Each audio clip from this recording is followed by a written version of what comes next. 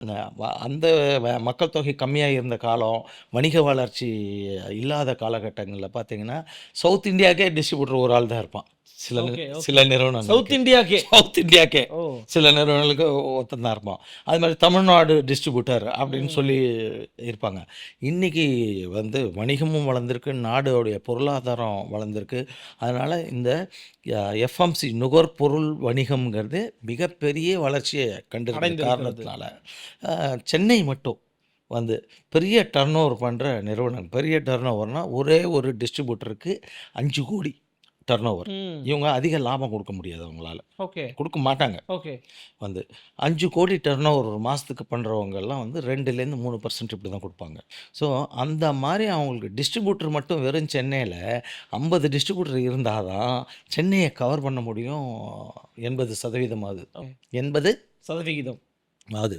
மீதி எக்ஸ்ட்ராலாம் வந்து ஹோல்சேல்னு இருக்கிற கடைகள் மூலமாக ம். சிறு குறு ரொம்ப மைக்ரோ கடைகள் வந்து வாங்கிட்டு போவாங்க. ம், ம், ம். இந்த இந்த டிஸ்ட்ரிபியூட்டருக்கும் கம்பெனிக்காரங்களுக்கும் வந்து எந்த விதமான ஒப்பந்தமும் கிடையாது. ஓ!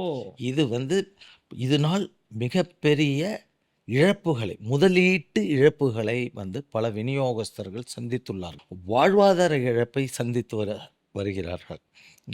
இதுக்கெல்லாம் காரணம் வந்து ஒப்பந்தம் இல்லாமல் செயல்படக்கூடிய அளவில் இந்த நாடு கூடிய சட்டதிட்டங்கள் சாதகமாக இருக்குது. சாதகம்னு சொல்கிறத விட ஏன் அத வந்து வலியுறுத்துவதற்கான நாங்க களங்கள் நீங்க உருவாக்கலையா? ட்ரை பண்ணலையா? சார் நான் 35 வருஷமாக வந்து வணிகர்களுடைய பாதுகாப்பு, வளர்ச்சி, லாபம் இந்த 3 தத்துவமாக வச்சுக்கிட்டு தான் பயணிக்கிறீங்க. சங்கத்தை வளர்த்துக்கிட்டு இருக்கேன். எஸ்.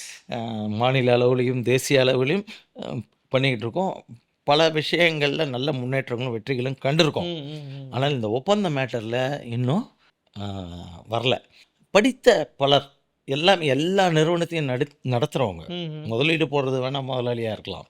அம்பானி வந்து இருக்கிற எல்லா கம்பெனியும் அவர் ஒன்றும் நடத்தலை. ம். ஒவ்வொரு கம்பெனி அவர் ஒரு 100 கம்பெனி நடத்துகிறாருன்னா 100 கம்பெனிக்கு 100 சிஇஓ இருப்பாங்க. ஓகே. இந்த சிஇஓ ஐஐஎம்மில் படிச்சிருப்பாங்க. அந்த எல்லாம் படித்தவர்கள், மெத்த படித்தவர்கள் எல்லாம் இருக்காங்க. ஆனால் அவங்க கூட வந்து இந்த ஒப்பந்தத்தை கொண்டு வரதுக்கு சட்டம் இல்லாத காரணத்தினால அதை வச்சு எக்ஸ்ப்ளாய்ட் பண்ணுறாங்க. மிஸ்யூஸ் ஆகுது. உங்களுக்கு என்ன மிஸ்யூஸ் ஆகுது? சராசரி பொதுமக்களுக்கு புரியாது. என்ன என்ன மிஸ்யூஸ் பண்றாங்க? என்ன அப்படின்னு மிஸ்யூஸ் ஆகுது கேட்கறாங்க. ஆமா. அப்படின்னு சொல்லி அவங்க நினைக்கலாம்.